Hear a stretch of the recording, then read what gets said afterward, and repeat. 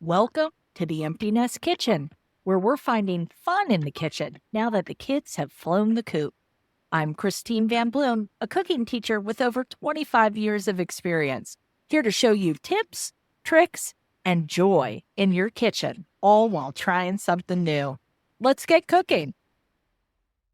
Well, hey there. I am here with someone super fun today. I am so excited. I have got Marien Hornyak from the Kitchenette in downtown Frederick, Maryland. Woohoo! Woohoo! Hey, Marien, how are you? I'm well, Christine. How are you? Oh, I'm so good. All right. Now, I pronounced your name in a very Maryland fashion. What is the correct pronunciation?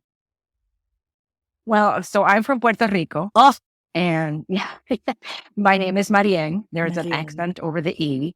When I got to the U.S. For college, I tried to get everybody to say Marien, and many people could not. Yes. So it just kind of got anglicized into Marien, Yeah. and I'll respond to either. Yeah. Excellent. Well, I am just going to keep going with Marien, if that's okay with you. That is fine. Excellent. Because we've known each other for a little while. Yeah. Yeah. And Marien owns the cutest, and when I say the cutest, I'm not exaggerating, the cutest little kitchen shop in downtown Frederick. And I can't go in because every time I go in, I'm like, oh, I need all of these new spatulas. Yeah. Right? So, Marien, Yeah. what made you open a kitchen shop? That's a good question. So my background is not in kitchens or cooking or anything so related. I have a bachelor's degree in athletic training and fitness, and I have a master's degree in sports management. Okay, that's the And- opposite of food. Exactly. That's the opposite of working Yeah. in anything related to food. Right. So I worked in the fitness industry for many years, and then I had kids, and I stayed home with my kids, and I needed to make money while I stayed home with my kids. So I was a Tupperware consultant. And I Oh, sold so I sold Tupperware for 14 years. And then while doing Tupperware, I worked for Frederick County Public School. I was a bilingual liaison at the high school level, helping Hispanic families connect with the faculty and staff. so cool. And yes, so that it was a grant funded position, and the grant ran out. Yeah. So when the money ran out, it was like, what am I going to do with myself? And my husband and I always loved downtown. We always wanted to open some kind of business. Yeah. And then I just kind of asked my friend, I was like, what is there a need for in downtown Frederick? And, people gave me random ideas, and somebody said a kitchen shop. And I'm like, I could do a kitchen shop because I'd never done retail. So I didn't want to deal with sizes like clothing or shoes because I didn't know, Oh. what size people are and what to carry. Yeah. And I thought, I don't want to do anything dealing with the health department or things that expire. Or I figured kitchen things would be the easiest because I knew the Tupperware thing. I knew bowls and, spoons, and I like to cook and bake, and I just kind of winged it.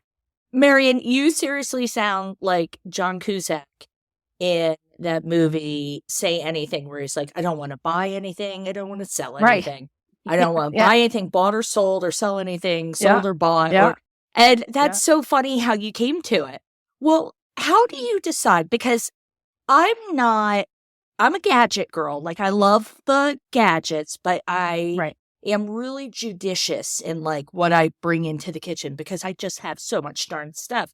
How do you Right. decide what you're going to bring into your shop? Like, what's going to be the cool thing? Well, because I had no idea what I was doing.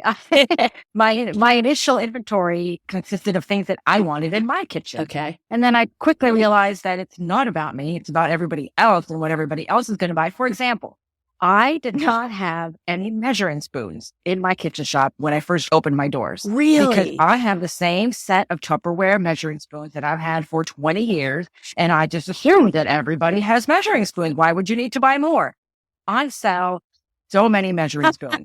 Because, the teaspoon falls into the garbage disposal, and then the tablespoon gets lost. Yeah. And, and of course, everybody should have at least two sets. Yeah. You've got the narrow set and then the regular round set.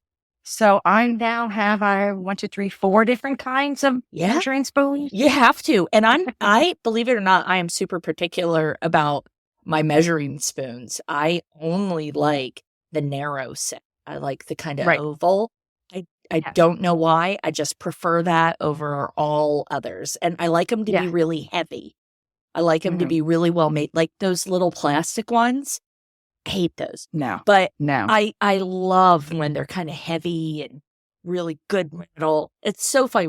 We can talk about measuring spoons and measuring cups all day long. Oh, that could be a whole other podcast. Yeah. So you figured out that you had to know what your customers really wanted. Yeah. Yeah. And some of them were very esoteric, and they would ask for the most random things. Like and then I what? would carry the most. Well, before the pandemic, one person asked me for a proofing basket. Oh. And I was like, I didn't even know what a proofing basket was. Like, I don't bake bread. I eat bread, but I've never made bread. And I was like, okay. I call my rep and I said, what is a proofing basket? Where do I find one? Do I need to carry one? And he said, that's very esoteric. I would wait on that. And then the whole sourdough thing, and I sell so many. In fact, I'm out of stock right now. But we have the round and we have the oval, and you have to figure out what the trends are. When I first opened, it was the zoodling, the spiralizing the vegetables. So I had to carry 3 different kinds of spiralizers, and now they're all just kind of sitting there because everybody figured out you can just buy them already pre-done. Well, yeah. So you have to. We go to the housework convention every year, and we find out what's new and what's great and the latest and greatest. And we also have. Yeah. Is that the one in Chicago? Yeah. My dad used to be a housewares buyer for a now defunct department store chain up in Pennsylvania. And he would go to Chicago for the show and always bring something back for my mom. I remember him bringing those glass pots. I think they were called Visions. I mean, this was the 80s. This was a long time ago. But I think I would go crazy if I went to the housewares show. It's fun. It's exhausting. But it is really, really fun. You do it. You have the hardest thing is knowing that you have a budget and you can't buy everything. Okay. And you have limited space. So it's like, I can't buy, 7,000 Scrub Daddies because I don't have any place to put that. So that's awesome. All right. So right now, what are some of your biggest sellers? Like, what are the things that, aside from the proofing baskets, what are the things that you have to keep ordering them? Let's see. There's the new spangled microfiber towel, not the old-fashioned microfiber that gets stuck in your fingers and feels funny and nobody really likes the texture of. These are new. They're made of recycled water bottles, and they're all the rage. I don't know if I'm allowed to mention brands, but I you can totally mention brands. Heck yeah. So the geometry towel. Oh, yeah. I have a geometry towel. Do you love it? Yeah, I do like it. It dries well. It does dry well. It does. I'm really, okay, I'm going to sound ridiculous again. I'm really particular about my dish towels too. But you are too, aren't you? I am. Because you get exposed to all these different things. So, a flour sack towel is good for this, and a terry cloth towel is okay for this. And those geometry towels are really cool. Yeah, they're good for drying your dishes. Yeah. So, and everybody's buying them. So, yeah, those, and the Get It Right spatulas, you can't go wrong with those. What are those? Everybody, the ones that you like. Silicone one. And they're called Get It Right? That's the brand, GIR. GIR. Okay, well, let me. Yeah.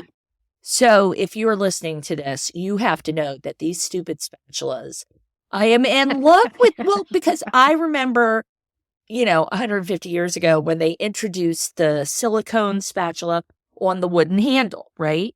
And then you would pull off the wooden handle at some point and it would be black and kind of gross. Yeah. And those spatulas are so great because they were the first ones that you didn't melt, right? When you were cooking your eggs, because how many times have you melted a spatula? Because I've done it. And then they've come out now with like these all-in-one piece spatulas. So are they coated in silicone? Is that what it is? Yeah. Yeah. So they are, oh my gosh, I went in, I bought every size Marien had. Yeah.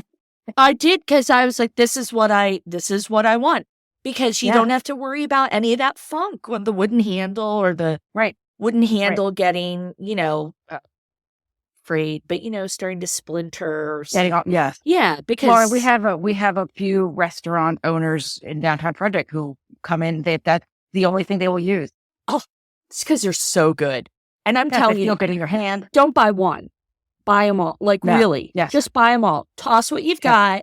The thing, I would like a bigger one. Because I bought everyone, I would like one that's like the next size up. The mega size. Mega spatula. I will mention that. I would like a bigger one. But I also love the little tiny one because I never thought about it. But as an empty nester, and you're an empty nester, right? Yeah. So quantities have gone way down for us. Right. And I always saw these like cute little spatulas and whisks and stuff. I was like, that's ridiculous. And now I'm like, oh, look, it gets my mustard. Oh, it does this. Exactly. And I love it so much. Yes, I love the mini one because it gets into the beater of your KitchenAid mixer. Yes. It's there. Yeah. All right. What else? Yeah. What else is flying off the shelves right now? Honestly, I just started carrying gummy molds, like for gummy bears and gummy. They're selling out every time I order them. Really? Like people are making... to make gummy bears. I got you. Okay. Are they making like special gummy bears? I don't ask. All right. I don't ask. Okay. All right. You got the $10. I'll sell it to you. I don't care what you do with it. And right there, that is why I love Marien. If you were like, Marien, I love your glasses, she'd be like, these are awesome. You should totally buy these from me. So So what's on the horizon for kitchen stuff, for kitchen tools? A more sustainable item. Yeah. They're getting rid of all the Teflon things that cause you cancer. And now everything is more ceramic coated and just a lot of alternative coatings and surfaces for cooking that aren't going to kill you. Well, I'm a fan of that. Let me say. Right? Yeah. So I love that. What else? Like, just what's a new thing you're carrying? What's something new and cool? I just brought in these, the Silpat kind of liners. Yeah. The silicone. Yeah. So King Arthur Flour makes them for your loaf pan, which is a life changer because you know how you can't get the first slice of meatloaf out of the. So that I took one home and I tried it out and it was great because you just lift it up like a little elevator and your bread comes right out. And it's reusable. And it is reusable, yeah. Oh.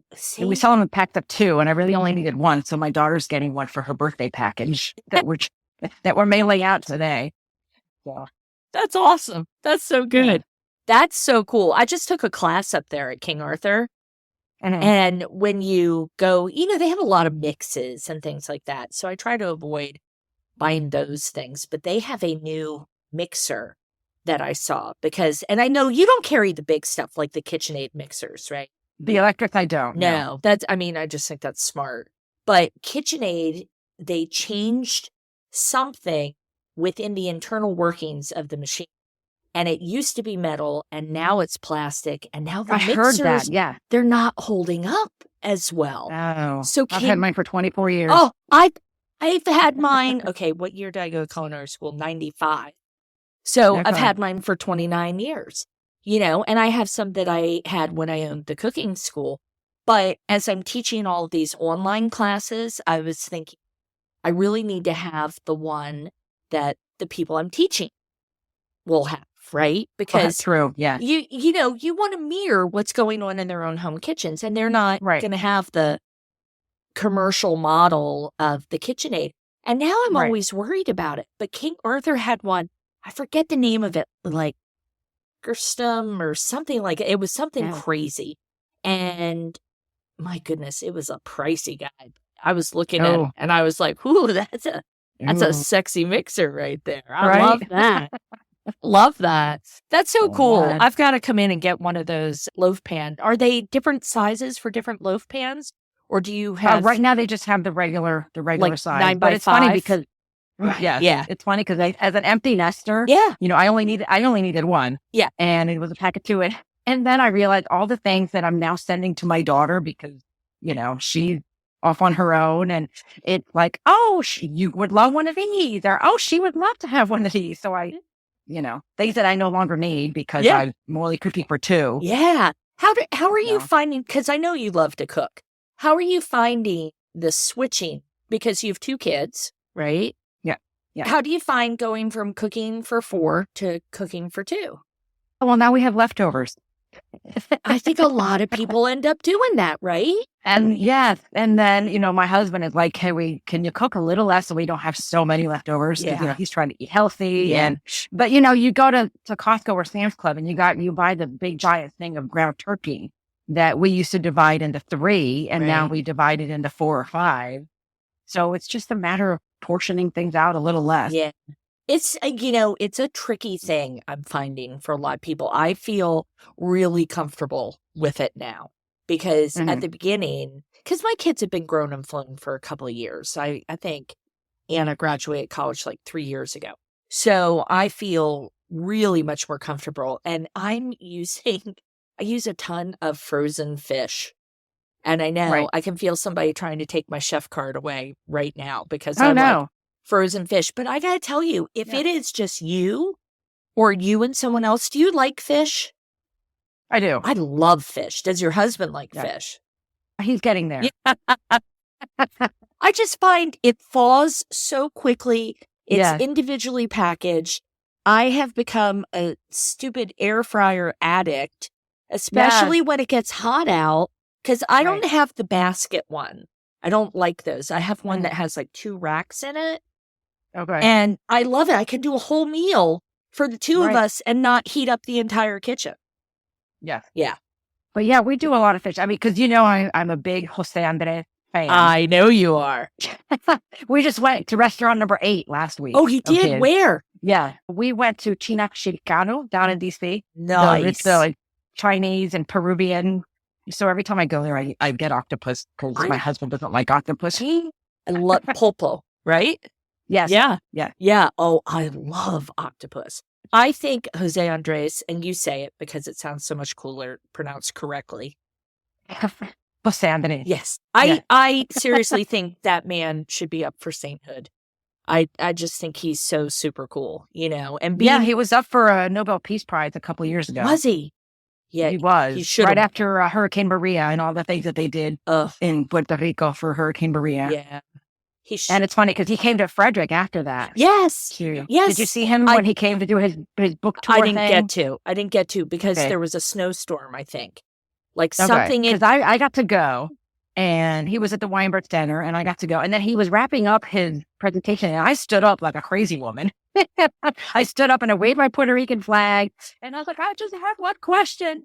And so I told him, I asked him, I said, what do I do when a customer comes in and says they don't cook? Because I do get that a lot, which to me is unfathomable. So funny. And he said, tell them to try a new recipe. And if it doesn't come out right, tell them to change the name of the recipe. Perfect. This is perfect advice. Yes. There you go. I love it. People get hung up, I think, on a recipe and it's gotta be exactly right every time. And I do this thing. I used to teach a lot of kids and teenagers and they would get really knotted up when they would make a mistake, right? My goodness, they were such perfectionists, bless their little hearts. And I whipped out my calculator one day. I'm like, okay, you're going to live to be 100. And the first 2 years don't really count. So that's 98. There are 365 days in a year. And then you're going to eat 3 meals a day. That's 107,000 meals in your lifetime. If you mess one up, nobody cares. If you mess 1,000 up, nobody cares. You're fine. Don't worry about that. But people come into your kitchen shop and they don't cook. Yeah. There must be a little desire there, though, if they're walking into your shop. I don't know. They walk in with somebody else. Okay. Or they're walking in for air conditioning, or they just, it's too cold out and they just want to walk around. Yeah. Or, I don't cook. And I don't get that because you have to eat, right? You do have to eat. And there's only so much takeout you can get. So I don't know. I get so bored and tired of the takeout. Right. Yeah. And I don't want to go out every night. I don't know. That's just not, I just like to be in my cozy house. Yeah. Right? But there are certain things I won't cook. Like? And I reserve those things for eating out. Octopus. If I could, yeah. But honestly, I don't make a good lasagna and that's okay. It is okay. I just don't make a good lasagna. It is what it is. Like I'm trying. I do make a good skillet lasagna on the stove with my cast iron skillet. But a regular 13 by 9 lasagna, no, can't do it. And that's fine because when we go out, my husband will order lasagna and it's fine. That's lasagna is not your thing. It's just not my thing. That's not. And creme brulee. I'm blind. I can't be trusted with open flame. So I'll let somebody else make the creme brulee for me. Best creme brulee I ever had was at 200 Monroe, made by, the FCC students. And FCC is our local community college here. So they have a stunning kitchen at the community college. It's so crazy. That is a great program. Yes. I go love every year to their restaurant. Oh, we so love it. Great. Okay. So Marien, you just brought up that you're blind. And I know that you do some TikToks. Yeah. Yeah. Tell me about it. Yeah. The Blind Kitchen Lady. I started during the pandemic, like everybody else did. It was June of 2020. And I thought, it is time to educate people on blindness because blindness is not just, Stevie Wonder and Ray Charles. Blindness comes in a wide spectrum of vision abilities. Most blind people do have some remaining sight or can see shadows and light.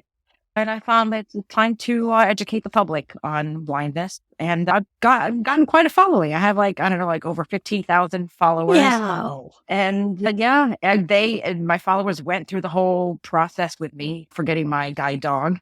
And it's been interesting.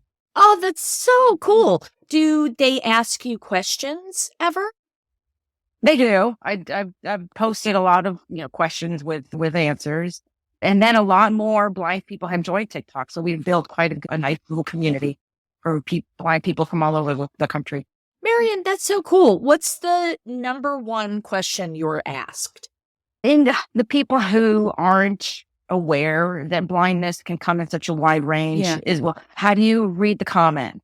Or, how do you, because on my video, like yesterday, for example, my dog and I were walking home and I saw this woman in a pink dress. And I made a video about it. It was the quinceañera. So it was like the poofiest, pinkest dress. And she was taking up the entire sidewalk. It was just like a cloud of cotton candy coming at me. And so I did a little video about it because, my dog was like, oh my gosh, there's this big cloud of tape. What am I supposed to do? So, the dog had to go around her. And so, people are like, well, how did you know it was a pink dress if you can't see anything? Or how can you read the comments if you can't see anything? So questions like that, or people asking about my vision, how much I can see and things like that. That's so cool that you are doing that. Yeah, I would think if a big pink cloud of fluff was coming, toward you, that's something. And then I know also you're like super athlete. I'm old now. Yeah. Everything hurts. I went running this morning and I was like, oh, everything hurts. Do you don't go running with the dog, do you? No, I only run in Baker Park because I have the route memorized. Okay. And I run early in the morning and try not to run into people. Yeah. So, but when I ran marathons, I trained with my husband and I did 4 marathons and he did the last 3 with me. 4 marathons. I did 1 marathon and I kid you not, I crossed the finish line. Cute Marien took the thing off my shoe, the tracker thing off my shoe, and I've not run another step since. And that was Marine Corps twice. 20 years ago. You did. Marine Corps is good because it's fun. It was good for me as a non-runner who was like, I need to check this off my list. But if you've done that's a good first marathon. Yeah. If you want to do 1 marathon in your life, I would do Marine Corps. Yeah, I like that you said first. I would like to replace that with only. Oh, yeah. Only. So what are the... That's a good one. And people are out cheering you. And yeah, it was not too long. It was, I guess, 2003. So a million years ago. And when we ran by the Pentagon, because people were still super sensitive coming off of 2001, there were soldiers on top of the overpasses with very large guns. And it was, it was a moment kind of thinking about it just as I was going. I don't know. It was cool. Yeah. I did that one twice. And then I did Vegas. And then I did St. Louis. And that was my last one. Vegas. Did you know Vegas was on a hill? No. Vegas has a slight incline for 26 miles. It was awful. What time of Well, year? because I thought it was December. It was record cold. Okay. And we started the Vegas sign, which if you've never seen the Vegas sign, it is underwhelmingly small. Really? Yeah. It's a tiny little sign. And it's like, oh, okay. So then we go up and down the strip. And I'm like, okay, great. This will be great. You go up and down the strip. And then that was the half marathon. If you wanted to do the full marathon, you had to leave the strip and go through the town. And I thought, oh, how bad could it be? There would be like a church and a post office and a school. No, desert for 13 miles. Oh, no. Mm-mm. No, No. it was bad. No, not my But we thing. had to finish because we were stuck in the desert. 'Cause you we were had stuck in- no choice but to. All right. So how did you fuel up for your marathons? I don't remember. Because I don't I remember. was like, I remember there were pasta. bananas involved. I have to eat Yeah. all the pasta. Yeah. Because I think Yeah. that's a very like 90s, 2000s kind of thing. The carbo loading. Yeah. Yeah. Because Yeah. I have been carbo loading for like 20 some years now, just not Yeah. running any races to go with it. So, what do you cook on a regular weeknight? Last night I made a cranberry chicken, Nice. which is it's chicken with a cranberry sauce and a packet of onion soup mix and some Catalina dressing and a cross pot kind of thing. Tonight we're having a Rachel Ray recipe, which is it's a meatball pizza. Mondays are my days to cook like a real lengthy, time-consuming meal. I'll make a quiche or something a little more involved. It's my one day off. Is the shop closed or is someone else in there? We're closed on Mondays. Nice. It's my day to do laundry and groceries and Yeah. podcasts and Yeah. And you're open 6 days a week yeah, during all the stuff. yeah, Yeah. 7 days a week during the holidays. Yeah. What do you like about being downtown, in a downtown area? I like the cohesiveness of it. We all work together. We're all, I call it the sandbox. We all have to play nicely in the sandbox. We all have our different personalities, but we still work well together. If you come into my shop and you ask me, where can I find the nice piece of pottery? I'll tell you where to go. Who has the best chocolate? I'll tell you where to go. Where can I go for lunch? So we send people to each other and we help each other out and just be part of a community, because when you own your own business and you're stuck in your little shop all day long, it can be kind of isolating. It can. So it's nice to have, the downtown partnership and our different committees and just colleagues that you can see on a regular basis and just collaborate with. That's so great. And Marien is about to become the board president for the Downtown Frederick Partnership. And listen, I just can't cheerlead enough for Downtown Frederick, Maryland. And I don't care where you're listening from. If you are in this neck of the woods at some point, or if you're making a trip to DC, we are just an hour from DC, and it's a pretty straight shot. And I got to tell you, it is a special place where we live. It is. And if you have friends, let's say you live in Pennsylvania and your friends are in Virginia and somebody else in Delaware or in New Jersey, Frederick is the perfect place to meet in the middle. Yeah. A lot of people do that. They all come from Ohio, and then the Aunt Susie from New York, and then your cousin Steve from, Virginia. And they all each pick Frederick as a central location to meet. And it's wonderful. Two compliments that meant the most to me. One lady said, I love coming to Frederick because it's like a Hallmark movie. It is like a Hallmark movie. It is. And then somebody else said, it's always sunny in downtown Frederick. Oh. And I'm like, oh, shucks. Oh, shucks. That's nice. It is.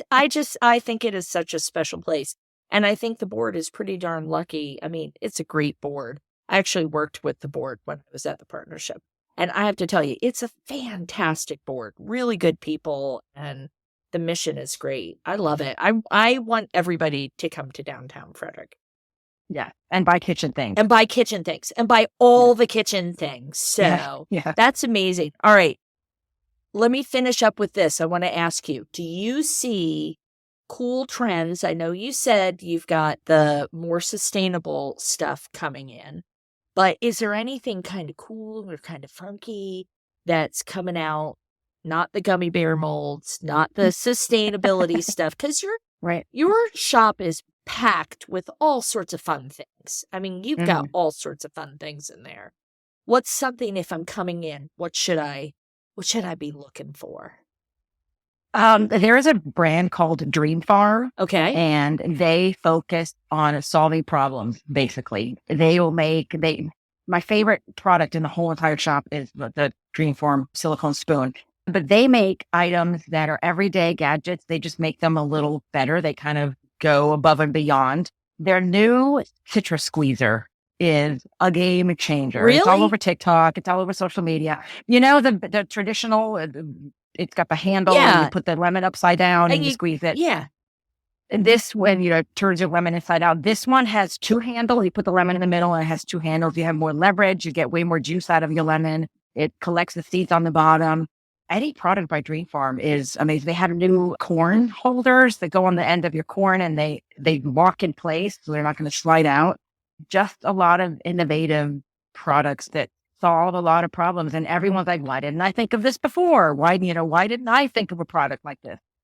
So hopefully more product to help with common problems that kind of go above and beyond your typical gadget. Well, now I love the idea. I'm going to have to come down and see that citrus squeezer. Yeah. Because I want every drop out of those puppies. Yeah. So that's awesome. Marien, I'm just so grateful that you took the time to do this with me. Well, thank you for having me. Oh my gosh, you're a sweetheart. Thank you for making empty nesting cool. Oh, I gotta tell you, I've been like, I just feel this invisibility, right, that wraps around us as we are aging. Then we spend all this time with the kids and we're so invested, right? And your kids are cool. I think my kids are kind of cool. I mean, they're ours. So, of course, we think they're cool. Yeah. Oh, yeah. But then everybody just forgets about us and forgets about what we're doing. And I got to tell you, empty nest women, the coolest, like just the coolest. I have been meeting wonderful, cool, interesting people that are doing fun things. And I love it. So I want to have a platform for it. There you go. That's that good works. stuff. And people ask me, they're like, oh, was it sad to become an empty nester? And no. No. I was reading a comment online, and it wasn't on any of my stuff. I was reading a comment online, and the woman, you could tell she was just devastated, and she was flying solo, and she had moved towns. And I think that's really hard. That is hard. So my thing is try to find connection. However you can, right? However you can find it. Whether it's meeting the cool kitchen shop lady, blind kitchen lady, or, whatever. Like for me, I love to do the online classes. I love to teach them as much as take them or go somewhere. I just think it's about the connection. It's about it's very important. It is very important. One of the things I do is I make meals for people at church who, are either recovering from surgery or whatever. And it's an important connection. Like someday somebody might have to cook me a meal, because I'm sick or I had a surgery or whatever. And those connections are important to have. They are. I think we need to remember that it's not always easy and that you do have to put a little work in sometimes. Right? Yeah. Amazing. Marien, you're a doll. Oh, stop. No, stop. Oh, stop. So you are fantastic. I'm so grateful. Everybody, thank you so much for listening today. I hope that if you are in Frederick, you will stop by and say big ol' hello to Marien and check out her geometry towels and her crazy Dream Farm citrus squeezer. She is on top of all the cool trends that are happening, but also based in having those really great everyday items that you've got to have. And make sure you get the elongated spoons when you go and shop, because those are the better ones. So, all right. Thank you so much, everyone. And I will see you in the kitchen.